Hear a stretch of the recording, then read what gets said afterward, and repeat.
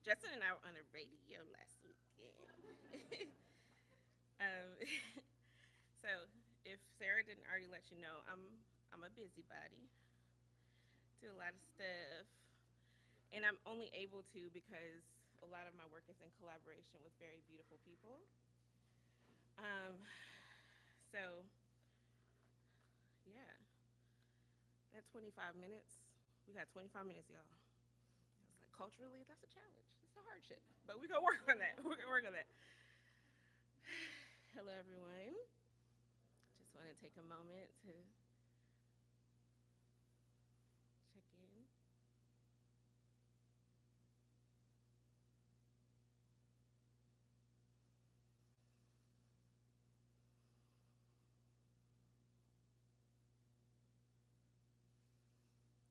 I am.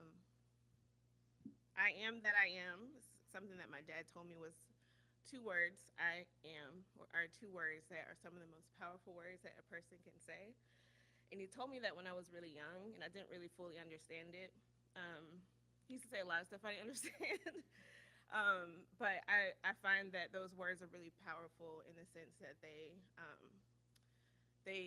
give us a chance to acknowledge our existence and our existence as it connects to other people in our natural environment.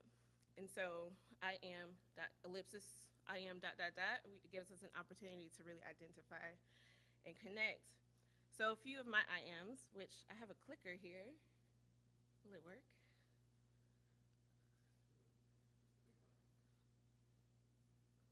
Is not working. Sorry. So I am Bevelyn Afor Ukah, and I love sorry, that's 25 minutes. I love saying my name because it gives me an opportunity to bring in my ancestors.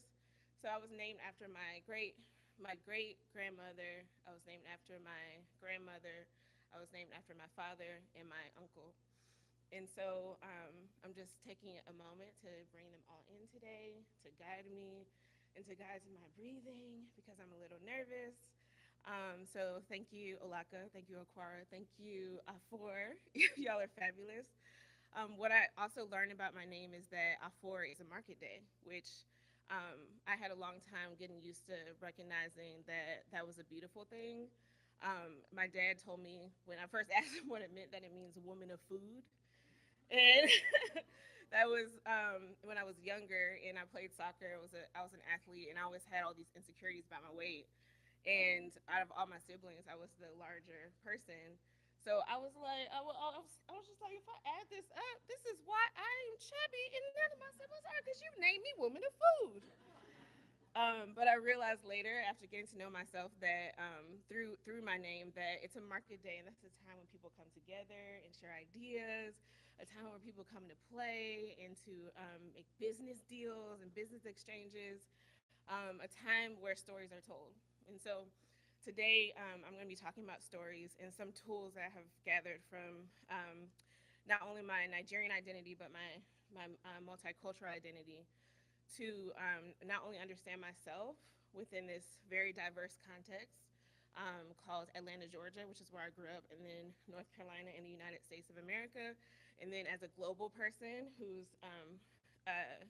multi multicultural, but also in relationship to the natural environment. And um, yeah, so I wanted to start off by naming that I felt really lost a lot growing up, but I had very dynamic siblings and very beautiful family that helped me to understand that I had purpose, even if it was only connected to my family. And so it was very early on that I was very motivated to find tools of connection and tools of learning how it is that I connect with anyone within this broader multicultural setting.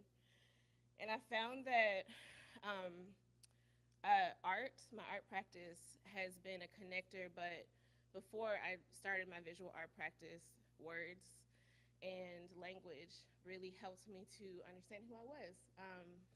I was a poet when I was younger, and eventually, when I went through a very hard time about when the pandemic started, when everybody was going through a hard time, And I realized that parables and connecting to my Nigerian cousin named Kingsley Kalu helps me to start to truly understand myself as it connected to the trees around me, as it connected to small little beings like snails, as it connected to the sky, and ultimately being able to garner lessons from those parables and from those connections to how it is that I want to move through the world with my human relationships. Um, so thank you, parables. So today, that's what we're going to be talking about. And in my workplace, I first of all, I think that I'm a pretty entertaining speaker. But at the same time, I never want to hear somebody speak for a whole. I don't even care if it's just 25 minutes. I would rather there be some sort of collaborative experience. So I thought it would be nice if we play a game. Yay!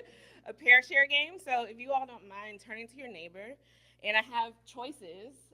So the indecisive people, maybe just like go through your nature, go away. I mean, go away from your nature, and just choose one.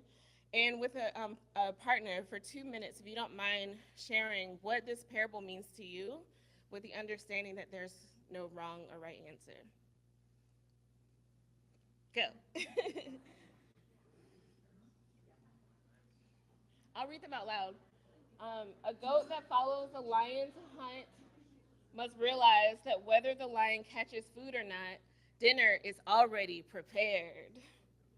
A child that is on its mother's back doesn't know that the journey is far. Where there is love, a snail can be considered a great animal with a horn. If you are shorter than me, you cannot be taller than me. All right, go ahead with your 2 minutes. Thank you.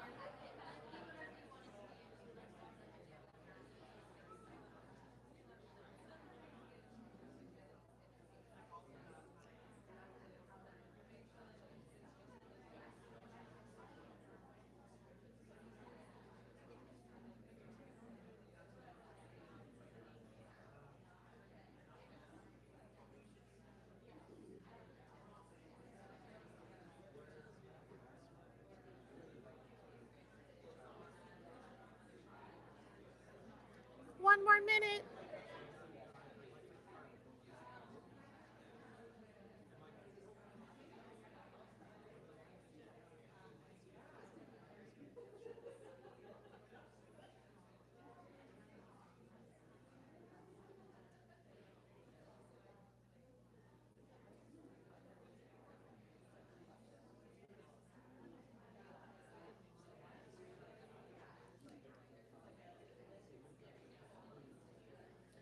Aren't parables amazing? So we're going to come back, take maybe 20 more seconds to wrap it up.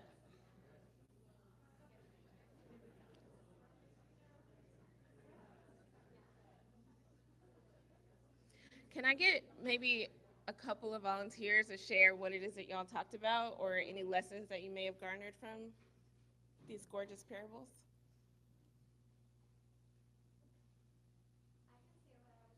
Mm-hmm. Yes, please.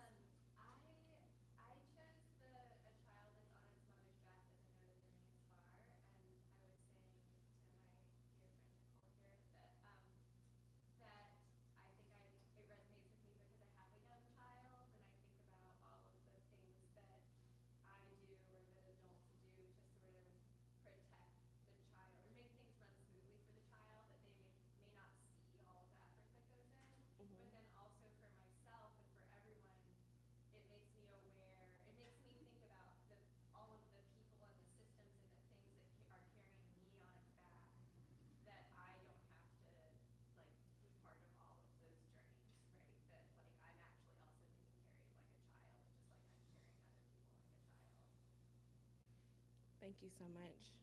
That was deep. Climate justice is human justice or economic justice or racial justice. So thank you for bringing that up. Maybe one more volunteer or pair. Yes, please.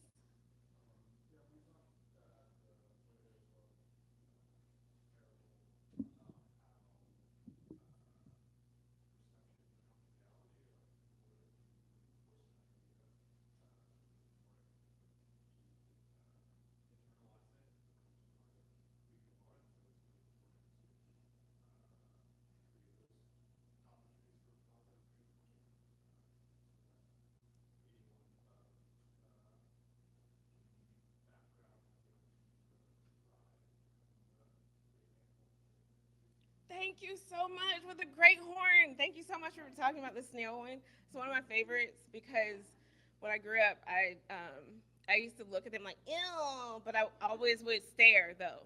You know, I'd be like ugh, but I would be on the concrete like you know. And so I actually wrote an entry, like I guess a chapter about that specific parable. And to do it, I did a lot of research on snails, and they are ancient creatures that like have this beautiful lung that is connected, like that brings this oxygen, this body that we're connected to, and their slime actually protects their body. It's like that thing that we're like, ew, is a protective mechanism. And sometimes us protecting ourselves or holding space or creating boundaries is a nasty looking thing to other people or to ourselves when we're not used to that. And so, with that specific research, and there's so many more things about the anatomy and the existence of snails that have helped me to just have a lot more compassion for myself and also to redefine what love means. So, thank you for that. Thank you so much. The next thing here is actually to please share. So I'm gonna keep going and just also name that just like investigating the relationship, our relationship to snails, our relationship to love, and our relationship to this process of being carried, our relationship to mothering or to parenting. Um, a lot of this work is about our relationship to our home and our relationship to our home meaning our own bodies, our home meaning like I create home with some of my best friends that are here. I create home with my partner, my chosen family, and so I thought it would be good since the title of this this talk is it starts with our ecology to talk about what ecology means to really break it down. And so eco it means home, and ology is a study of home.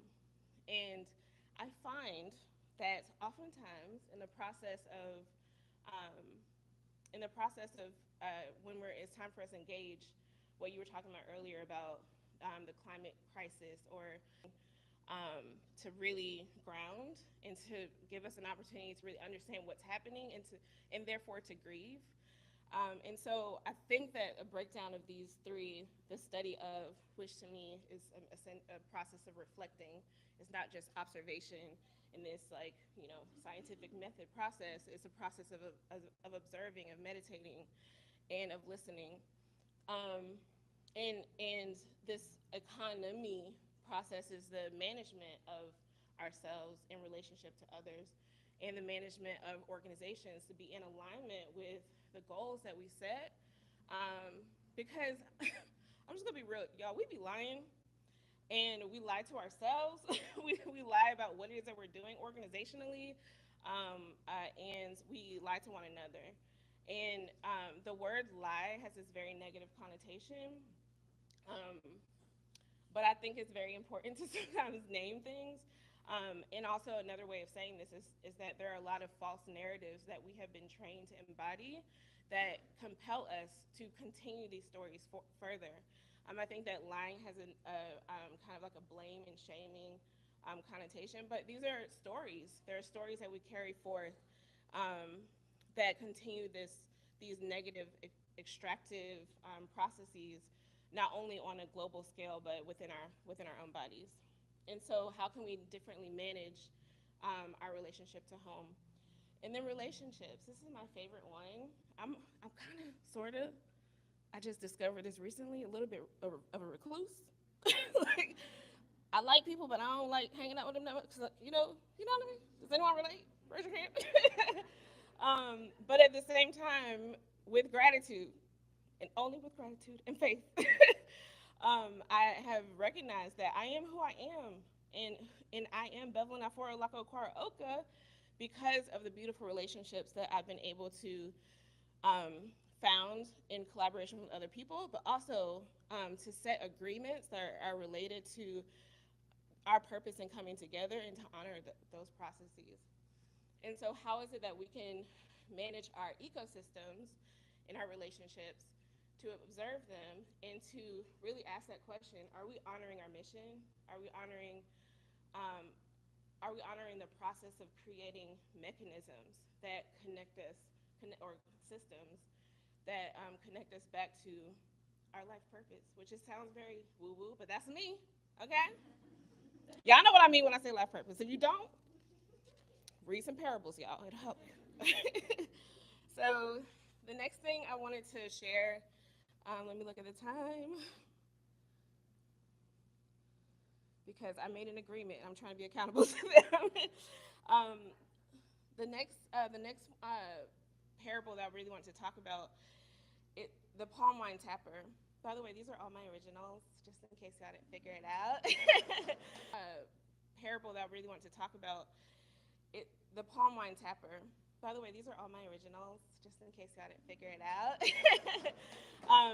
So there is a parable. It goes, the palm wine tapper cannot say what they see when they are upon the palm wine tree, or the palm tree. And when I first read that, I was like, yeah, because the person's in the palm tree. How they gonna be talking to people, you know? And I sat and I thought about it in relationship, because I grew up with oaks and magnolias and um, longleaf pines and beech trees. So just thinking about the trees in my area and imagining what I would be climbing in my own area, which I climbed a magnolia next door. We definitely did not believe in borders. We were all up in this woman's yard and climbing this tree and hiding in the leaves and feeling that safety of the dark leaves around us. And so, as I was thinking about the the feeling of being enclosed in this space that felt like a little secret, all of the things, if I had been the same age as that tree or the same age as a 2,000-year-old tree, all the things that I would see and all of the things I would witness. And there would be love stories that I would witness. There would be injustices. There would be arguments. There would be so many different secrets. And so, there would be births. There would be deaths. And to be able to hold that information and honor it, just that process feels so beautiful. And also, what if I didn't hold it? What if I heard somebody over here kissing somebody not supposed to be kissing, and then I just went and told the whole community? You know, that's not a process of really honoring like the larger context of a given situation.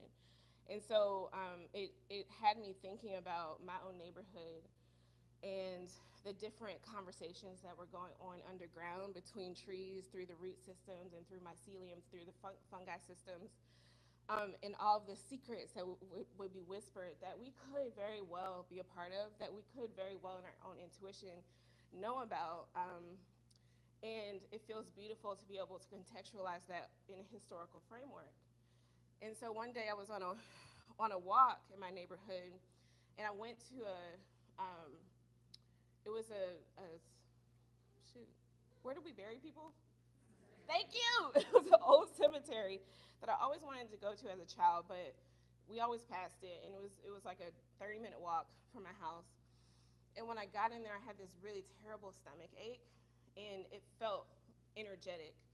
And the reason why I wanted to go to the cemetery is because it was canopied, and like you couldn't see, there was no sun, and it just felt like I was enclosed in this like mysterious space. Even though the sun was out, it was. And so as I felt that pain in my stomach, I just started looking around, and a lot of these A lot of the stones were from before 1860s, the 1860s, and that was a Confederate um, burial site. And I can't speak to the lives or the stories of who is buried there in any negative way, but I did feel this sense of unwelcome and that wasn't supposed to be there, or that there was healing that needed to take place that was in a healing process was not my business. you know. As soon as I left the canopy, I just felt the sun on my face, and then the pains went away. On my way home, I saw um, a black man being pulled over by a police officer, which was very rare that I saw in my neighborhood. My neighborhood was a bunch of old, old black ladies that would give us apples and candy canes for Halloween.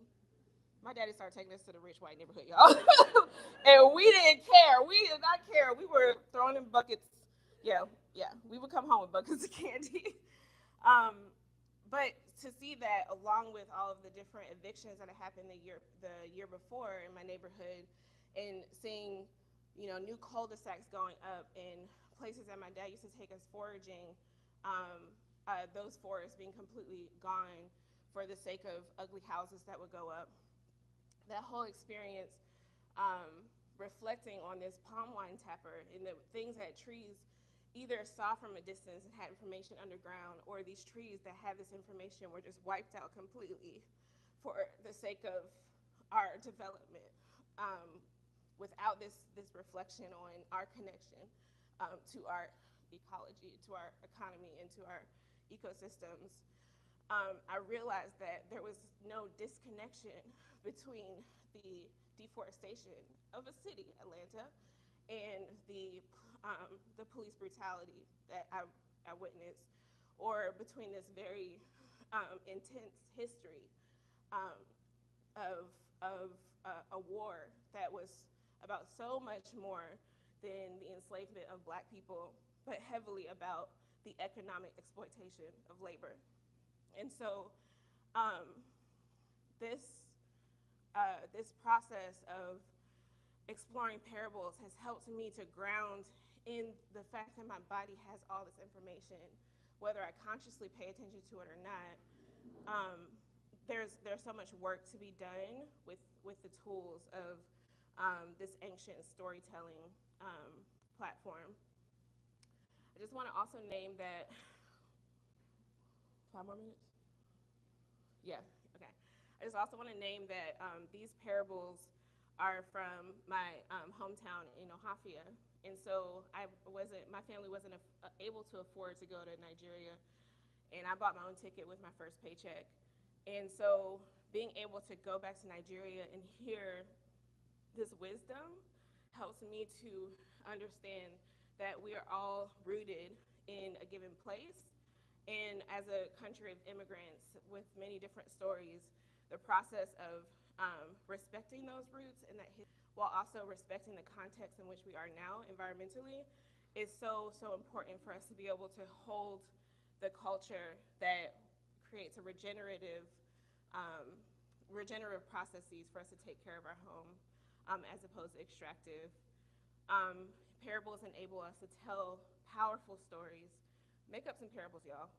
Like, we don't have to just read them or pass them down. Making them up is a beautiful process of understanding the complexity and the symbols around us, and how we can learn very spiritual lessons. And they support us in seeing the complexity within ourselves and accepting that complexity for what it is. Um, I'm sure, it's assumption, but I'm sure that when you were talking with your partners about these parables, that the things that y'all were sharing were completely different. Like, oh, I never thought about that. Maybe that happened. Oh, I didn't even think about that. Or, oh, that's a really interesting point of view. And so how is it that we can have the same platform of, art and storytelling or parables and be able to come to them with such different perspectives?